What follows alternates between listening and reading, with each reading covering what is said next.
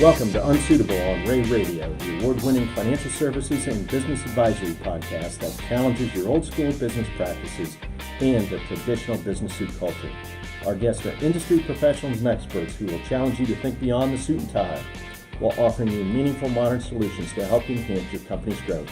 I'm your host, Dave Kane. Here at Rea, we spend a lot of time getting to know about our marketplace and various people within. Customers, competitors, community leaders, economic development teams, chamber members, you name it.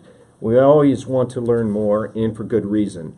On today's episode of Unsuitable, we're joined by Kevin Bill, a manager in Rea's Lima office in West Central Ohio. Kevin has found great success in his career by simply taking the time to get to know a little bit more about his clients, competitors, and other leaders in the community and markets that he serves. And while you may be wondering how learning more about someone's dreams and aspirations can actually be good for your business, Kevin's here to clear up any confusion. Welcome to Unsuitable, Kevin. Thanks, Dave. Thanks for having me. It's good to have you here. What we want to do today is kind of talk about marketplace and getting to know the marketplace. But before we get into that, doing a little research on your bio, I noticed that as you were growing up, you wanted to be a comedian. I did. But, as I got older, you kind of realized that that job's a little harder than you would think. And not that it wasn't funny, but maybe not funny enough to be a full-time comedian. So I picked the next best thing and decided to be an accountant instead. You got any jokes on the tip of you that you want to share? No, from what I've been told, it's got to be clean here. So they can be semi-clean. No jokes. Hopefully I'll have a few as we progress, but... Well, if you change your mind throughout, we can do that. But one of the things I want to talk about a little bit is a little bit of Business 101, but you've taken that to the next level and put it into play in your community. In fact, you've become quite famous across the firm and within your client base for being a trusted advisor to your clients. And that's kind of unique, especially at your age as a young CPA. In fact, we'll try to get the camera, get a close-up shot so our YouTubers can see how young you are. Well, not that young. I am 35, so there's probably a few people within our firm that would think I'm actually one of the older guys. But I think one of the big things I've tried to do, I've been at Rea 4 years. I started in audit and then transitioned to tax, and part of that reason was because the marketplace I'm in. And Lima, there's more of a need for that tax business consulting marketplace. So that's something I had to learn. And the big thing, I think, once either tax or audit is you got to get to know your clients. And whether that, you got to get to know their business. But I think just from a personal standpoint, the more you know about them, just the stronger the relationship is, and just it helps both sides, Well, I think at age 35 and the trusted advisor, usually you think of a trusted advisor as an old crusty individual that may have 30 plus years of experience and gray hair and glasses and blue shirt on and blue shirt, and you know that. So you've been able to tackle that very, very well, and so we want to pick your brain about that and just how you have been successful in becoming a trusted advisor. I think you just have to approach each client differently. Not all your clients are different, but usually you can find some common ground that you can relate to. So, I'm 35, I've got 3 kids. I might be dealing with a client that's in his mid-50s and he's got 3 kids, but they're off in high school or college. But there's that common ground that we have, and, you could start talking about that, or whether it's being a sports fan, high school, you both grow up or live in Wapakoneta, Dublin, doesn't really matter. Just finding some common ground, I think the biggest thing I do well is I ask questions to my clients that might necessarily be always business related, but it lets them drive the conversation and it shows that I'm really interested in them. And outside of, hey, you had this amount of sales this year, your profits this much, and that's all we talk about. And then I move on to my next client. It's more, focused on what I know about them, what they want to hear, and then just let them talk. I mean, a successful meeting for me is when I'm rarely talking. I'm just asking questions, and then they do the talking. That's why this is going to be hard for me, because It's usually I'm usually the one asking questions. You're asking so, the questions. Yeah. By the way, we have a lot of listeners to Unsuitable that live in the Wapak area, so you probably have a fan club, a following down in Wapak. Huge. Yeah, once they found out that I was going to be on Unsuitable, my Twitter feed was blowing up. It's blowing up. Yeah. There you go. Yeah, some of my LinkedIn.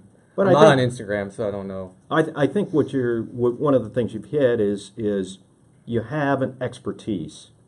You may not be the most technical oriented individual in the field, but you've found a way to deliver the message, the product, the service.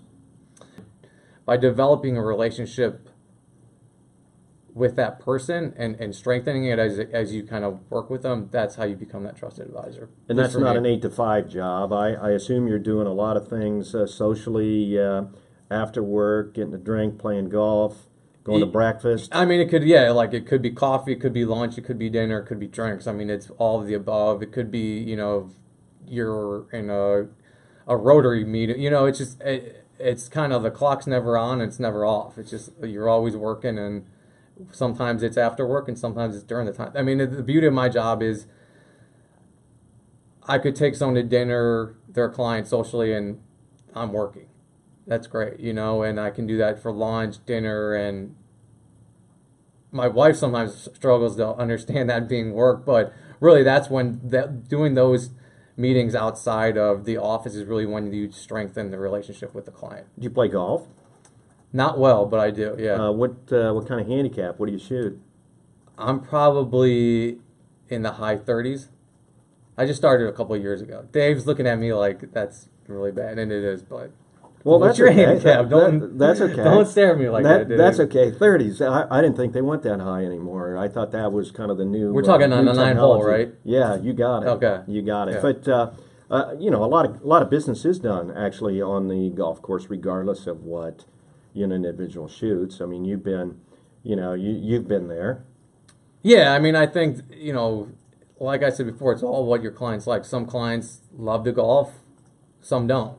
Some like to go to a bar at 3 in the afternoon. Some don't drink. I mean, you just have to get to figure out what your clients like, and try to develop that common bond. Yeah, going to the bar at 3 in the afternoon. Have you seen our marketing team takes off about 2:30 to go? Yeah, I usually follow them in after that. That's why, yeah, because they usually have a tab open already, so it saves me on my expense reporting. So what does this trusted advisor approach to business do on the loyalty side of the equation? Well, I just think, if you become that trusted advisor, one, it makes it that much harder for your, from a loyalty standpoint. If someone like, a competitor is, getting in their ear saying, hey, let's meet for lunch, let's do this, let's do that, and, if you've got that trusted advisor relationship, 9 out of 10 times, your client's just going to blow them off because why are they looking to go anywhere else? Because they're happy right now. I'm calling Kevin, I'm calling Dave for, any situation that comes up that might affect my business. So, that's going to fend off any competition, or it's also going to, helps with, maybe no one's perfect. Maybe you are, Dave, but, people make mistakes, and, sometimes when, you stub your toe, it helps a lot when you have that strong relationship for them to kind of look past it and say, all right, you messed up here, but, you've done so many great things for me in the past that I just know it would, it's kind of something that happens, and we'll move on. You carry around a little pocket change. Yeah, exactly, yeah. Yeah. So, as we talk about this, are you one of these guys that constantly is on their cell phone, has their cell phone on 24/7? I mean, I wouldn't say constantly, but I know, like I was working yesterday, and I was with a couple of our younger guys. Well, yesterday was a work day. Why would we have thought you weren't working yesterday? Well, can I finish my story, Dave? Just, come on. So, I'm texting the whole time, and, they're probably thinking, oh, stop texting your wife, stop texting your buddies, but it was all client related, or it was me trying to, talk to a prospect or something that, so, yes and no. I'm not always on it, but all my clients have my cell phone number, and that's usually the first thing I tell them to get a hold of me because it's just easier. Well, I think technology anymore plays an important role in that type of relationship, building that relationship where your clients. There's a client right now. You want to take a call? Go ahead. He would put him on actually, speaker. Yeah, you know who it is. You actually know who it is. Oh yeah, I do know who that is. Yeah, let's go. Yeah, I don't think let's take that call. R-rated let's take call. that call. You want us to take that call? Yeah. Do you really want to? But I think really technology is important because you want clients to be able to get a hold of you 24/7, whether it's a text or email. Now, most clients are respectful, or customers are respectful of that, but if they're calling you, it's important. Yeah, the only struggle I have now with technology is the email. I'm not the greatest communicator through email, and you can use email because it's so much easier. A lot of people use it because, I don't want to pick up the phone and talk to my client. I'll just send them an email, and I probably did that earlier on in my career, but as I've gotten older, I've realized it's so much easier to pick up the phone because it's hard to deliver a message through email. Like, I have an example. I just had a client earlier text or email me because I sent him a request for some work, and he's like, Kevin, why are you asking me this right now? It's the middle of July. This is like the busiest part of my year. He's like, why didn't you do this 6 months ago? And I'm just like, all right, it was impossible to do it 6 months ago, but that's not the point. So he's just frustrated. So instead of sending him an email and trying to explain what I did, I took a look, probably about 30 minutes after the email, and I go, I don't know what's his name, and I said, hey, how's it going? And he starts laughing, and he's like, well, I was doing better. I'm like, yeah, I guess I already know how you're doing, and he was frustrated, and then we talked, and he was fine, and I explained to him the process of why he was getting the work now versus how you couldn't get it 6 months ago. But if I wouldn't have picked up the phone, it would have gone a lot worse because I would have sent him an email back and he would have said, I don't care about that. Yeah, you can't. Yeah, so that's why, from a technology standpoint, I still think, picking up the phone and talking to someone is the best way to go. And yeah, normally we don't talk about age on Unsuitable, but let's get after that. You're 35, I'm 60. How do we close that communication gap if we're building a trusted advisor relationship? The age gap? Yeah. Do you like to golf? I do. We probably go golfing, right? Are you a 30? How many strokes am I getting? I can caddy for you. How about that? Is that? Or I'll set you up with someone that's really good, and then we'll have drinks afterwards. You're on. You're on. But I think that is a hurdle in a lot of these business development relationships. There's an age differential. Yeah, there is, but I think you also get to it's probably hard for a 22-year-old and a 60-year-old to find that. Not that you couldn't do it, but I think it's a lot harder when you're fresh out of college trying to relate to, a business owner that's looking to sell his business, and he's been there, done it all, versus a guy that's just only ever, or a gal that's read a textbook and that's what they think the world is. But as you get 5 years into your career, I think it's a lot easier to close that gap. You understand what an owner likes, and I think a lot of times sometimes the older guys or gals, they like talking to younger people. What do you think? I do, actually. Yeah. I think there's more, a lot of times there's more energy involved, and I can tell just from your interview here that you bring a lot of energy to the table, and that's important. I was pausing for effect. Yeah, I think it is. No, you weren't. You were taking a swig of your beer. That's what you're It's doing. only my second one. Don't be trying to fool the audience here. It's 6 o'clock here, right? Since It this is. isn't live. It is. Yeah. Opportunities. Talk to me about opportunities. Has your method and dedication to becoming a advisor created opportunities for you in the workplace and in the community? Yeah, I think for more like a business development opportunities. Yeah, I think the referrals is one of the best way to get new work, and a lot of referrals people get, any industry, or from existing clients, or from someone that maybe not a client, but you've gotten to develop a relationship with, and they see an opportunity for you with someone else, and then they introduce you to them. I've had a couple opportunities like that just in the past year that I've met with a business owner, for he not he's probably happy with his current provider, but we've developed a pretty good relationship over the 3 to 6 months that I got to know him, and he saw an opportunity for me for one of his colleagues that was looking for a new trusted advisor, and he referred me into him. And now that only I do a good job with him, that strengthens maybe the possibility down the road his guy slips up or a gal, and I'm right there to kind of swoop in. Right. While we've been sitting here, your phone's lit up a couple times with phone messages. How long will it take you after we're done till you return those phone calls? That one client, he's getting called right back, because if I don't, he'll probably text me and then call me and want to know want to make sure I'm alive. So that is important. I mean, that's part of the communicate. That's what makes you successful. Yeah, definitely. I mean, I think Brad Martin, who I think has been a guest. Been a guest several times. He said a good point to me when we've talked, is that clients, prospects, whatever you want to call them, they look at whenever you're buying a product, attorney, CPA, banker, they just assume everyone's competent and they can all get the job done. It's how do you build that relationship? And part of building that relationship, I think, is responding timely. If you're whatever industry you're in, if someone gives you a call and you don't call them back in 3 days, no matter what excuse you have, if you're constantly doing that, you're not going to be happy. Right. So I mean, I try to make a point that as soon as someone calls me, I'll give them a call back. Now it doesn't always happen, but that's the goal. Is as soon as I have time, I'll call them right back. Now that let's go back to that 30 handicap. Is that you have a slice?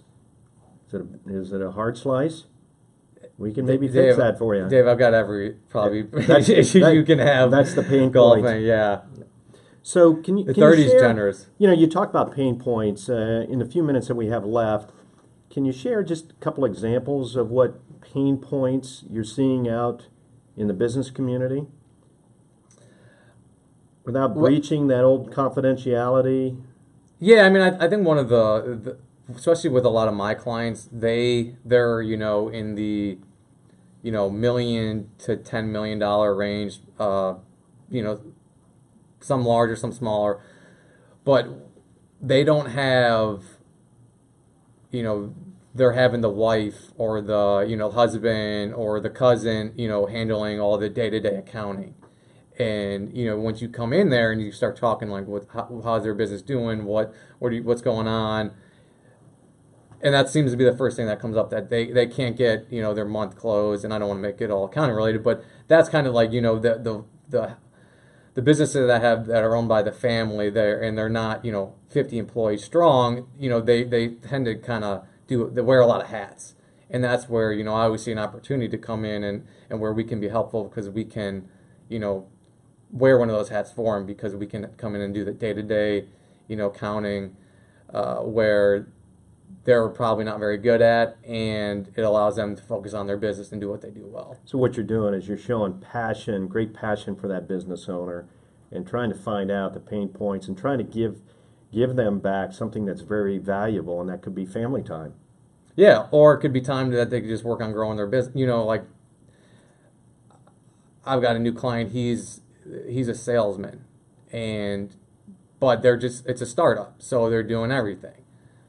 He doesn't want to be, entering transactions into QuickBooks. I don't want to be doing it either. I'm not going to be doing it. But my point is, he wants to focus on growing his business, and that's where you see but if you wouldn't have to take the time to meet with him, take him to lunch, go golfing with him, whatever, you're not going to know that, because you're going to meet with him, you're going to do his tax return, and you're not going to see him, for another year. So my takeaways from our conversation in this whole trusted advisor arena is expertise. Certainly, you can be an expert without being technically expertise with all the IRS code numbers. You don't have to be a code head. Loyalty is certainly important, and opportunity presents opportunities to you in the workplace. Yeah, I mean, I think the biggest takeaway I have is if the better you get to know your clients, the more fun you're going to have with your clients, the stronger relationship you're going to have, and it's going to be much harder for that client to ever be, a competitor to come in and swoop them away. And that applies to any industry across the board. Our guest today has been Kevin Bill, CPA from Lima, Ohio, residing in Wapakoneta, Ohio. Thanks again for joining us on Unsuitable today, Kevin. Some great insight. Yeah, thanks for having me, Dave. It's really amazing what happens when you take a little bit of time to get to know the people you're doing business with in the community you live in. Listeners, would you like to learn more about this topic? We've included some helpful articles on our website at raycpa.com podcast to point you in the right direction. And if you like this episode, do us a favor. Share it on your professional network. And Ray & Associates is active on Twitter, Facebook, and LinkedIn. And you can use hashtag Rea Radio to follow the conversation. Until next time, I'm Dave Kane, encouraging you to loosen up your tie and think outside the box.